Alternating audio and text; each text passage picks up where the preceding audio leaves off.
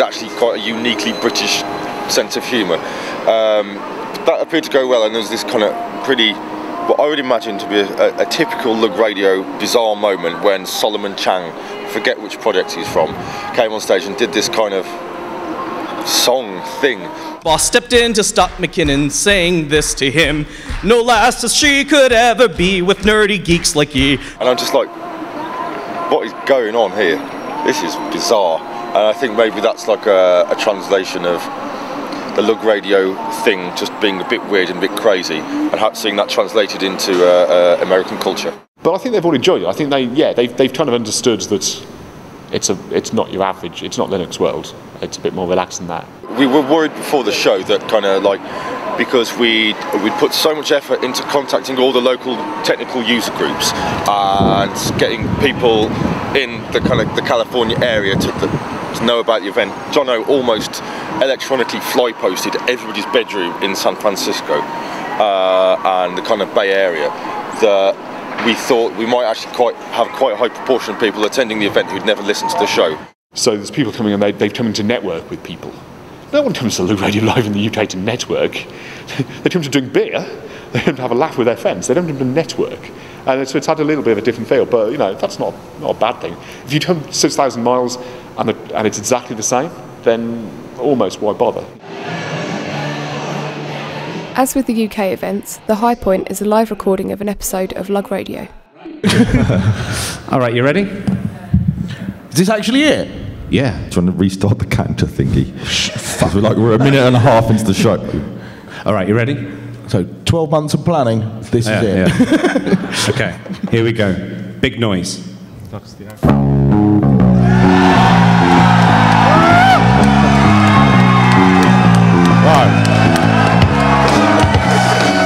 Wow, anyone would think we actually planned that. Wow. I never get tired of that. Welcome to LugRadio. Welcome to LugRadio. Welcome to LugRadio. Does everyone have LugRadio? Have you all had a good day at LugRadio Live today?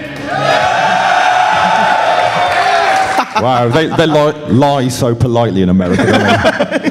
Okay, so what we're going to talk about. This show may contain swearing. I do believe I saw like a 3-year-old. So what did this US audience make of LugRadio Live?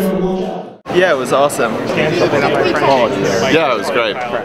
I mean, it's always interesting to be able to see the people that are developing the software, and then you can hear them talk about whatever they're working on now, and then chat with them later. Plus, the LugRadio guys as well, doing their specific brand of whatever edutainment as well. I did. It was really fun. I'm glad I got to come in and see some great speakers, and the LugRadio guys do a great job. Final opinions on LugRadio Live. It was fucking fantastic. I have no voice left. I've been talked to death practically. Bye. LugRadio's over. Did you have a good time? I had a great time with that guy. Next live.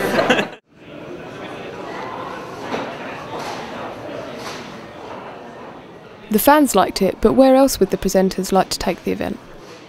Once we started doing this, we started thinking to ourselves, wouldn't it be cool to do it in Australia, or wouldn't it be cool to do it in Hong Kong or somewhere? But things like walking out at Wembley or something, 45,000 people, and we walk out and stand on the centre spot, and obviously this is a joke, and America was like that. Well, I mean, certainly on this trip we've discussed next year doing LugRadio Live on the moon,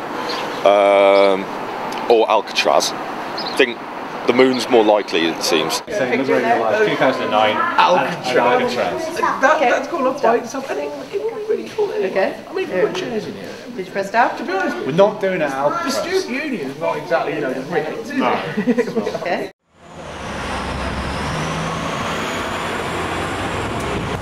The US show over, the gents head back home, where the UK event is only 3 months away.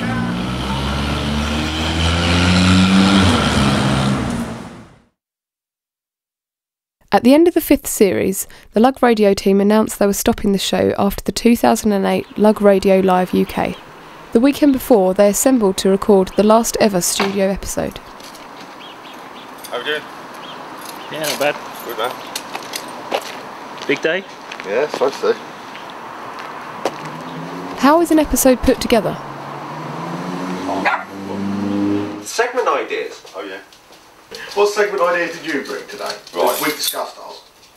I don't believe that. So it's the truth. Yeah, we just want to hear yours first. Good night, 3. I'd get there about 8 o'clock normally and wouldn't leave until 1 generally. So, and most of that was sat with Stuart having yet another cigarette and us drinking tea, saying what we're going to talk about next, and then dismissing each other's ideas. In terms of the unit testing thing, what I was thinking was, could there be a discussion on how much you can actually automate testing of software? That might be the most boring segment I've ever heard of. It is. I don't mean to insult you. We're running a bit. I'm almost unconscious just at the description of it. That's like hyper boring. That's boring right into the 4th dimension. I'm not going to deny that it's set in the Guinness record. I can't think of anything less interesting. We could just start the show and go, we can talk about unit testing and then just be silent for 15 minutes and then press stop, and it would be more interesting than the discussion of whether how much testing can be automated. It is. That's the worst ever. This is it's unparalleled in its dull. This is the right time to end the show, isn't it? We're having a segmentation fault right now. The planning would be when we arrived at Jono's, while Axe smoked incredibly thin cigarettes, standing outside trying to get the cancer. We ought to talk about, do a kind of a big problems thing, and what should happen to fix it. Things like software patents, what should actually be being done. I mean, we all agree that they're bad. What should happen?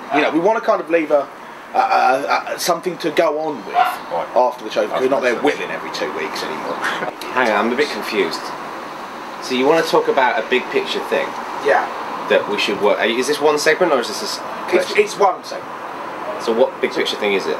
Well, we pick a couple. We pick something and we look at it from, this is what we think needs to be done. Yeah. Because normally we wouldn't say, do this sort of long-term thing, because we'd be back 2 weeks later, so we can give people advice, suggestions, whatever, that can be short-termist.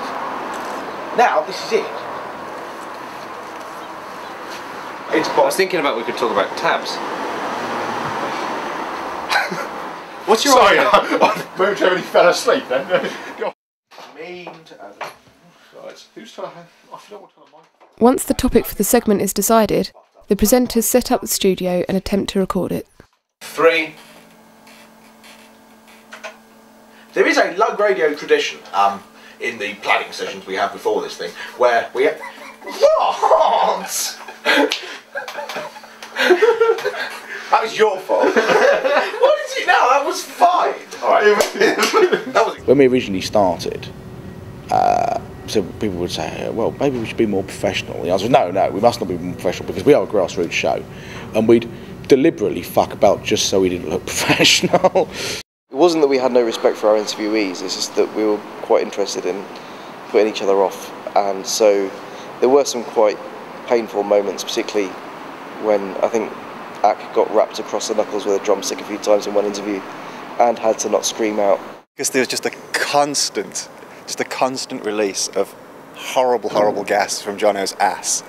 And then he'd put the fan on, which would blow it down the room towards us. Because the studio was also Jono's laundry, which was nice. And Jono's amount of tidying in that room was quite low. Over the next few hours, each segment is recorded. Yeah, it is. I mean, I don't think I agree with you on my opinion on pundits. I think people... Imagine my surprise! Well, yeah. What can I tell you? I don't think it's like that. So, I mean, to draw this to a conclusion then, are we pundits, do you think? I don't think so. See, I don't think we are. I think we should fuck off. Yeah, well, it's funny you should say that, actually. But, I mean, I don't believe that we are pundits by the kind of loose, horribly wrong definition that we've managed to cobble together during the segment. By the fact that I don't believe, and I think most of our listeners perhaps would agree, that we don't represent our views as being authoritative, particularly on the subject. Yeah. We're just 4 guys in a room. Sometimes we do, to be honest. Well, I think most of our listeners are no better than to take us seriously. It's true. So should we fuck off? I think how about we fuck off right now? Let's. That kind of descended into